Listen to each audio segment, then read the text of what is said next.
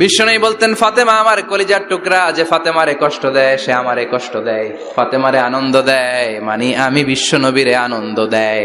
এই ফাতেমা সবসময় পর্দায় থাকতেন, দিনের বেলা বেরোতেন না, সারাদিনে টয়লেট করতেন একবার, সেটাও করতেন রাত্রে, যাতে দিনের বেলা কেউ তারে না দেখে। কি ব্যালেন্স লাইফ, কি ব্যালেন্স লাইফ! রাতে একবার টয়লেটে যাও মানে কি সারাদিন খাওয়া দাওয়া এরকম ব্যালেন্স করে করতেন।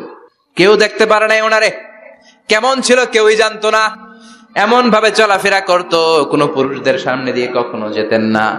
এজন্য ইন্তেকালের আগে আলীকে বললেন, আলী, বিশ্বনবীর ওসিয়ত অনুযায়ী কিছুদিন পরে আমি আমার বাবার সাথে সাক্ষাৎ করব। ইন্তেকালের সময় বেশি লোক আমার জানাজাতে আসার দরকার নাই, নিজেরা দোয়া করে দিলে চলবে। আর আমার জানাজার খাটিয়ার উপর দিয়ে বিশাল একটা বোরকা দিয়ে দিও। এটার আরবিতে বলে নাউশ। কি বলে? এই প্রথম কোন নারী তার খাটিয়ার উপরে নাউশ ব্যবহার করেছে, জন্য এটাকে বলে সুন্নাতু ফাতিমা, ফাতেমার সুন্নাত। সাইয়েদাতুনা ফাতেমার আগে কেউ জানাজার খাটিয়াতে নাউশ ব্যবহার করে নাই। আল্লাহু আকবার। আলীকে বলে গেলেন, আলী, অল্প কয়েকজন পুরুষ নিয়ে জানাজা দিও, বেশি মানুষের কাছে আমার নিও না। দুনিয়ার বুকে আমি লুকিয়ে লুকিয়ে চলতাম, মরার পরে লুকিয়ে লুকিয়ে আল্লাহর কাছে চলে যেতে চাই, পুরুষদের সামনে আমার নিও না। হাসান বলে, নানাজি, আপনার মেয়ের নামের বিচার, ফাতেমার নামের বিচার। বিশ্বনবী বললেন, ও হাসান, আমার মেয়ে ফাতেমার আবার কি বিচার, কি অপরাধ আমার ফাতেমার? হাসান হুসাইন চোখের পানি ছেড়ে দিয়ে ডেকে বলে, নানাজি, আপনার মেয়ে আমাদেরকে খাবার দেয় না কেন? খাবার দেয় না কেন বিচার দিলাম। গতকাল সারাদিন বলেছে রাত্রিবেলা খাবার দিবে, রাতে খাবার দেয় নাই।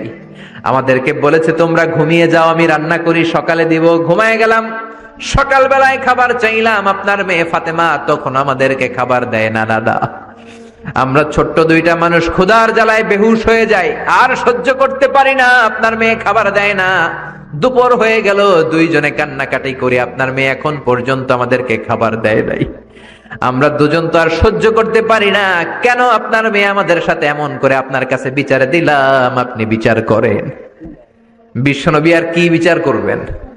ধা ধা করে বিশ্বনবী চোখের পানিগুলো ছাড়েন, হুসাইনকে জড়িয়ে ধরলেন, হাসান রে জড়িয়ে ধরলেন, ডেকে বললেন, হাসান রে, কাছে আয়। বিশ্বনবী শাম দেশের জুব্বা পড়তেন, শাম দেশের জুব্বাটা উপরের দিকে উঠালেন, হাসান রে দেখালেন, এই তো দেখ, তোর নানার পেটের মধ্যে 3টা পাথর বাঁধা।